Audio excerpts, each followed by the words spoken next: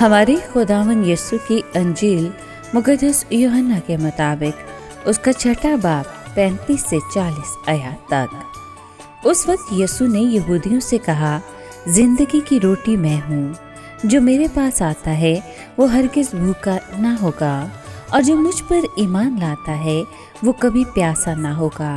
लेकिन मैंने तुमसे कहा है कि तुमने मुझे देख लिया है और फिर भी ईमान नहीं लाते हो। सब कुछ जो बाप मुझे देता है वो मेरे पास आ जाएगा, और जो मेरे पास आता है मैं उसे हरगिज़ निकाल ना दूंगा, क्योंकि मैं आसमान पर से इसलिए नहीं उतरा कि अपनी मर्ज़ी पर चलूं, बल्कि उसकी मर्ज़ी पर जिसने मुझे भेजा है। और मेरे भेजने वाले की मर्ज़ी ये है कि जो कुछ उसने मुझे दिया है मैं उसमें से कुछ खो ना दूं, बल्कि उसे यौम आखिर में फिर ज़िंदा करूं।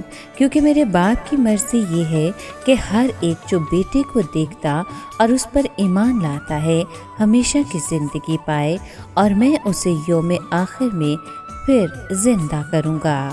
पाक कलाम के पढ़े और सुने जाने पर खुदावंद की बरकत हो, खुदा का शुक्र हो। अज़ीज़ दोस्तों, यीशु ने पहले ही से गलील के अवाम को फजल की रोटी कसरत से दी थी। उन्होंने मसीह यीशु को उसके पूरे इख्तियार के साथ देखा था, लेकिन ये एहसास यकीन में तब्दील नहीं हुआ, और ना ही इससे उन्हें अपना ईमान जाहिर करने की तरगीब मिली। वो अब भी गैर यकीनी तौर पर डगमगा रहे थे।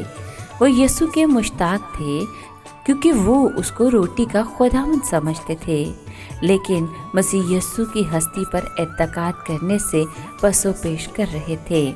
उन्होंने मसीह यीशु को शुक्रगुजारी के साथ कबूल ना किया। ए बाप, बेटे और रूह पाक, हम तेरी इबादत करते हैं। तू हमसे बहुत दूर नहीं है, लेकिन ए यीशु, तू हमारे पास है। जबकि अवाम ने तुझको कबूल न किया, तूने हमारे ख्यालात को रोशन किया ताकि हम तुझको देखें और हकीकी रोटी के तौर पर कबूल करें। हम तेरे शुक्रगुजार हैं कि तूने हमें नहीं ठुकराया, तूने हमारी भूखी जान को सेव किया।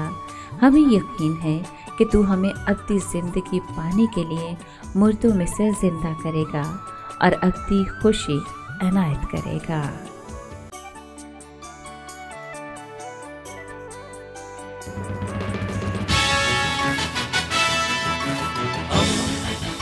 दोस्ती का पैगंबर, रेडियो वेरितास एशिया।